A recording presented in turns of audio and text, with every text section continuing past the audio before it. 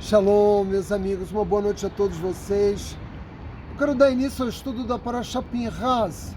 A minha intenção é compartilhar com vocês as razões que levaram a Kadosh Baruch Hu a celebrar o pacto eterno com Pinhas e seus descendentes. Que pacto foi esse? Brit Shalom, um pacto de paz. Naturalmente, para nós podermos entender o que levou Pinhas a receber um prêmio como esse, que jamais foi concedido a um outro judeu, nós precisamos retornar, ainda que brevemente, a Parashá Balak, onde se desenrolou os acontecimentos que levaram ele a obter, evidentemente, esse prêmio de Kadosh Baruch Hu. Como esse é um tema muito extenso, a minha intenção é dividir esse shur em duas partes. Na noite de hoje, eu vou gravar para vocês a primeira parte desse shiur. Eu quero começar dizendo algo fundamental. Pinhas era um judeu que guardava no seu coração imenso amor por Hashem. Afinal de contas, ele era filho de Elazar, neto de Aron. Aron, aquele que amava a paz, que buscava a paz, mas que amava sobretudo Hashem. De modo que só um homem que guardasse esse amor no coração teria sido capaz de fazer um Kiddush Hashem como Pinhas fez, de modo a restabelecer justamente o pacto do povo judeu com Kadosh Baruch Hu. E o que Pinhas fez? Ele fez cessar no seio do acampamento de Israel, do seio das tribos de Israel, o pecado de imoralidade. E foi por isso que ele foi recompensado. Mas como ele fez cessar o pecado da imoralidade? Tirando a vida de Zimri ben Salu, o líder, o príncipe da tribo de Simeon, que tinha trazido para sua tenda uma princesa midianita, descumprindo a lei judaica, que diz que um judeu jamais pode ter intercurso carnal, ou se casar, ou viver ainda que em concupiscência com uma mulher que não seja judia. E Zimri fez isso aos olhos de todo Israel. Naturalmente o castigo veio, e ele veio por meio de Pinhas. Pinhas foi um instrumento de Hashem para castigar Zimri e Cosbi. Esse era o nome da princesa midianita, filha de Sur, rei de Midian. Zimri debochou da lei e, naturalmente, ele recebeu o castigo que merecia. Mas tudo isso se passou na Parashá Balak. A nova Parashá, que leva o nome de Pinhas, nos fala do grande prêmio dado pelo Criador a Pinhas, que foi justamente Brit Shalom, um pacto de paz. Hashem diz a Moshe, vai dar beira a Moshe, como começa a Parashá, diz a Moshe que Pinhas é filho de Eleazar, neto de Aron, filho de Aron. Por que isso está dito na Torá? Vocês sabem que nenhuma palavra, e ainda mais uma expressão, vem ao acaso. Depois que Pinhas matou Zimri, muitos do povo judeu disseram que ele fez isso porque vejam a gravidade do seu ato. Ele tirou a vida de um judeu, sem que esse judeu fosse julgado ou condenado. Ele julgou e condenou esse judeu pelo seu ato e aplicou a pena de morte sobre esse judeu. E muitas pessoas das tribos disseram que Pinhas fez isso porque ele era neto de Itró. Ele era neto de Itró, por meio da sua mãe, mas ele era neto de Aron por parte de seu pai. E muitas pessoas do nosso povo disseram, tá vendo? Ele agiu motivado pela influência idólatra do seu avô materno Itró. Quando Hashem diz no início da Parashá que Pinhas é filho de Elazar, é filho de Aron, a Torá está dizendo que ele agiu motivado pelos mesmos princípios que orientaram Aron em toda a sua vida. Ama a paz, busca a paz, e é por isso que ele foi premiado com um pacto de paz.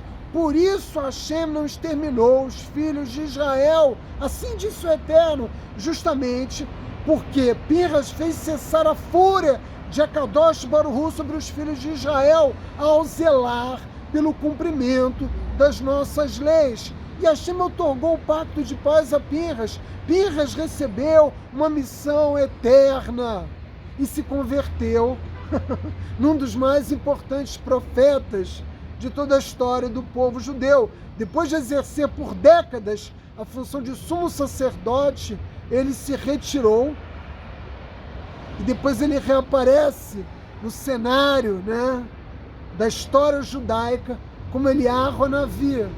Mas façamos uma breve digressão na Parashá Balak. Bilã como nós sabemos, não conseguiu amaldiçoar o povo judeu.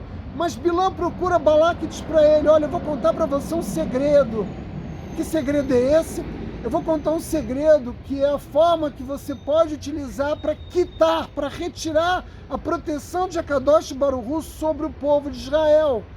E qual é a forma de tirar Hashem, né, do seio, a divindade do seio do acampamento de Israel? Fazendo com que os judeus cometam luxúria, fazendo com que os judeus cometam adultério, fazendo com que os judeus cometam práticas de imoralidade de todo tipo. Existe um rol imenso de atos, né, que se qualificam nessa categoria, porque a Torá nos ensina que aonde existe moralidade, Hashem se retira. E o que fez Balaque? Então, com esse conselho de Bilã, pegou a sua própria filha, ele era rei de Moabe, as filhas dos príncipes e do rei de Midian, todas as mulheres que poderiam seduzir os homens judeus, e mandou para o acampamento de Israel carregando o ídolo Baal-Peor, como eu já tive a oportunidade de explicar a vocês. Ou seja, essas mulheres foram, né, enviadas para as tribos de Israel para conspirar contra o nosso povo, para que ele cometesse atos de moralidade e para que eles praticassem idolatria. E o povo, de fato, se prostituiu com as filhas de Moabe. E o povo, de certa forma, cometeu atos de idolatria, embora ele não considerasse que fosse um ato de idolatria, mas efetivamente aconteceu. E Hashem disse a Moshe, mandou a Moshe, literalmente, enforque todos os pecadores. Isso nem chegou a acontecer porque uma praga foi lançada, né, uma epidemia foi lançada sobre o acampamento de Israel e vai morrer 24 mil judeus. Mas vejam que Zimri não apenas, né, pecou, cometeu o ato de imoralidade, ele desafiou Moshe. Qual é o problema? Somos todos humanos. O problema é a lei. A lei judaica diz que um judeu não pode se unir a uma não-judia. E aí Zimri desafiou Moshe como dizendo: mas se você, Moshe, se casou com uma midianita, por que eu não posso ficar também com uma princesa midianita? E preciso fazer aqui um esclarecimento. Hashem, né, antes de se comunicar com Moshe Rabbeinu, observava a vida de Moshe. Moshe, depois que matou o capataz egípcio, teve que fugir do Egito. E ele fugiu para Midian. E quando ele chegou em Midian, ele foi para a casa de quem? De Itró. E ele vai se casar com Tsipora, que é a filha de Itró. Só que Moshe Rabbeinu a converteu antes de se casar, e com ela teve 2 filhos que são judeus, porque ela foi convertida. Ou seja, foi um processo permitido, autorizado pela lei judaica. Muito diferente de você pegar uma prostituta midianita e colocar na tenda, na sua própria tenda, e fazer isso aos olhos de toda Israel. Naturalmente, Zimri deveria ser castigado, porque essa mulher não havia se convertido e ela estava lá para levar Zimri e vários outros membros das tribos, assim como todas aquelas mulheres, a praticar atos de moralidade e dessa forma retirar a proteção que a Kadosh Baruch Hu deu durante 40 anos ao povo judeu no deserto. Zimri, né, afrontou Moshe, afrontou Hashem, afrontou a Torá Kedushá, e dessa forma ele deveria ser morto, ele e a princesa Cosbe. E foi justamente o que Pinhas fez. Pinhas surge no cenário dos acontecimentos e da narrativa da Torá, se levantando contra tamanha transgressão da nossa lei. E ele foi lá e castigou esse homem e castigou essa mulher. Mas para que ele pudesse fazer isso, muitos milagres tiveram que acontecer, porque você não vai entrando na tenda do líder, do príncipe de uma tribo de Israel. Pinhas foi literalmente guiado por Akadosh Baruch Hu, acompanhado de anjos que permitiram que ele se aproximasse da tenda, que ele entrasse na tenda, que ele conseguisse lancear pelo órgão sexual os 2 e levantá-los e tirar da tenda para mostrar ao nosso povo como testemunha o que estava acontecendo ali, que ato de moralidade que estava sendo praticado. Hashem esteve o tempo todo com Pinhas, e dessa forma o ato, né, de Pinhas fez com que cessasse a morte de judeus, mas naquele momento já haviam morrido 24 mil judeus. Vejam, esse número 24 mil nos lembra alguma coisa. Nós acabamos de atravessar Lag Baomer, nós acabamos de nos lembrar da morte de 24 mil alunos do Rabi Akiva.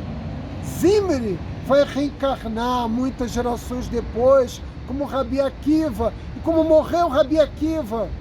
Morreu nas mãos dos romanos. Um pente de ferro escarneceu até a morte, num Kiddush Hashem quase igual em valor e significado espiritual aquele praticado por Pinhas. E vejam, quantos alunos de Rabi Akiva morreram? 24 mil. Eram os mesmos pecadores do povo de Israel que estavam ali para expiar o seu pecado numa capará, né? Mas numa outra geração, numa outra encarnação. Essa é uma pequena observação para sempre chamar a nossa atenção de que pecados sempre são corrigidos, se não são naquela vida, serão numa vida seguinte.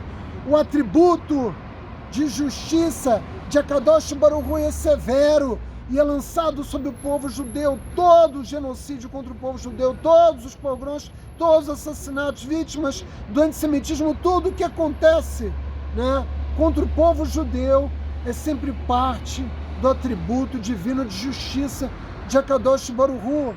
Mas Pinhas foi recompensado, porque Pinhas fez desaparecer a fúria de Hashem contra os filhos de Israel.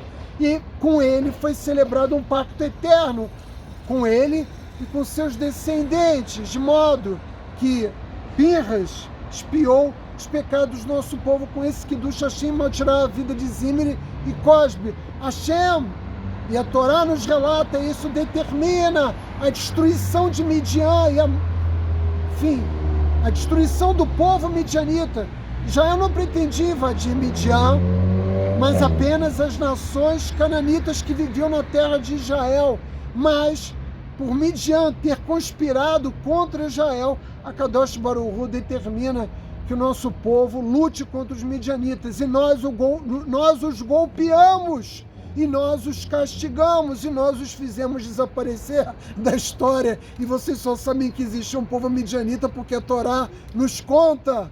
Esse é o castigo severo que Akadosh Baruch Hu lança contra todos os inimigos de Israel. Um ato de moralidade frente a todos, como fez Zimri. Uma afronta como essa, Moshe Rabbeinu, que ficou sem palavras. E vejam, os nossos sábios nos dizem que Moshe teve um lapso temporário de memória e se esqueceu que para aquele ato de moralidade a pena era a morte. E Pinhas procura Moshe e pergunta se ele estava autorizado a tirar a vida de Zimri. E aí Moshe diz para Pinhas que sim, que ele estava autorizado. E Pinhas havia aprendido a halahá, a lei judaica. Por quê? Porque Moshe a ensinou durante 40 anos no deserto. Você não pode ir contra o Criador, você não pode ir contra a Torá, você não pode ir contra o líder do povo judeu e achar que não recairá castigo sobre você. Pinhas disse não, ele não permitiu que aquela transgressão tão grave, aquela imoralidade absurda, prosseguisse no seio das tribos de Israel. E ele se recordou da halahá e das leis ensinadas por Moshe, e ele foi lá e fez cessar esse pecado, porque ele se lembrava que este pecado, feito dessa forma, era punido com morte. Ele, naturalmente, foi juiz e executor da pena, o que naturalmente não é uma coisa comum ou mesmo aceitável, a não ser em situações absolutamente extremas, como foi aquela, né, de que nos relata a Torá, que nos fala de Pinhas. Hashem esteve com Pinhas o tempo todo. É importante entender isso, que esse Kiddush Hashem só pode ser feito porque Hashem estava com Pinhas. E aí você vai perguntar, mas Átila, por que o pacto que Hashem celebrou com Pinhas é um Brit Shalom, um pacto de paz? Paz é diálogo. Ele foi lá e matou o líder da tribo, ele não tentou convencê-lo, ele não tentou dialogar, ele foi lá e tirou a vida. Meus amigos, paz em hebraico é Shalom, mas a origem dessa expressão é Shlemut, perfeição, ou seja, nós devemos, com Shalom, fazer com que uma situação volte ao seu estado de perfeição. Tudo que Hashem cria no mundo é perfeito.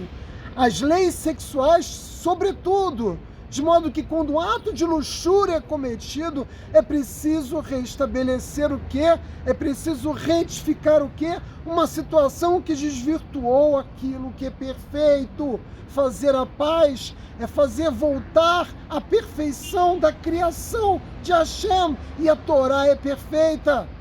Por isso Pinhas recebe o pacto eterno de paz, e o Zohar nos fala que o prêmio que ele recebeu é de um poder muito especial, não só porque ele se tornou imortal, mas porque ele está presente na forma de anjo.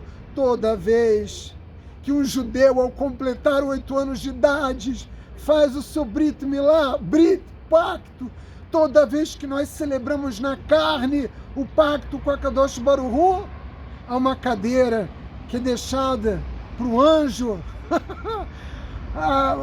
Recentemente eu gravei um vídeo perguntando se Moshe era homem ou anjo. Moshe era meio anjo, sim, e Pinhas com certeza já tinha se convertido em homem, profeta e anjo, e ele está presente toda vez que o menino judeu faz a sua circuncisão. E por que Brit é um pacto? Nós devemos cuidar da pureza e da santidade. Meus amigos, pureza e santidade é cuidar das nossas relações sexuais. Não existe santidade pessoal sem santidade sexual. Quando foi o primeiro pacto que Hashem celebrou com o primeiro crente? Foi justamente com Abraão Avinu. Ele tinha 99 anos de idade, e Hashem mandou cortar na carne o prepúcio, de modo que Abraão e os seus descendentes carregam ao longo de mais de 3.300 anos na sua carne o símbolo do pacto com Hashem. E você vai perguntar, mas por que não mandou cortar um pedaço do nariz, ou quem sabe um pedaço do cotovelo? Meus amigos, a resposta é evidente. O pacto na carne, ele ocorre no órgão sexual, justamente porque esse é o lugar do corpo que Hashem elegeu por razões evidentes. Afinal de contas, ele é a fonte de todos os tipos de desejos e apetites mundanos que nós temos. É por meio do órgão sexual que nós, muitas vezes, conduzimos a nossa existência, tomamos decisões importantes na nossa vida, e quase sempre decisões erradas. A luxúria, os apetites carnais, a concupiscência e todas aquelas outras transgressões que a Torá define extensamente nos afetam em nossa relação com o Criador. O que nós estamos aqui é justamente para buscar pureza e santidade pessoal. Santidade pessoal, santidade sexual. E obviamente que nós, quando agimos dessa forma, com luxúria, que, como eu falei antes, quando Hashem, percebe que está presente no lugar a luxúria, ele simplesmente se retira. Quando nós somos conduzidos por esses sentimentos, por esses apetites, e caímos numa realidade mundana, nós destruímos a base, destruímos completamente a base que torna possível a emuná, que torna possível a fé no Criador. Pureza e santidade pessoal, meus amigos, são a base, que torna possível toda a experiência de relacionamento com o Criador. Por quê? Porque é o que permite ter uma fé perfeita, uma fé forte no governo de Hashem, e dessa forma temer a Deus. Portanto, o que Pinhas fez foi restabelecer, foi retificar, foi corrigir uma situação que conduziu o nosso povo numa direção que ele se afastava de Akadosh Baruch Hu. Esse é um mérito. Portanto, Pinhas nos ofereceu de fato um pacto de paz, meus amigos. Mas não termina aqui. Essa é a primeira parte do vídeo. Eu tento gravar amanhã ou depois de amanhã a segunda parte. Uma boa noite a vocês.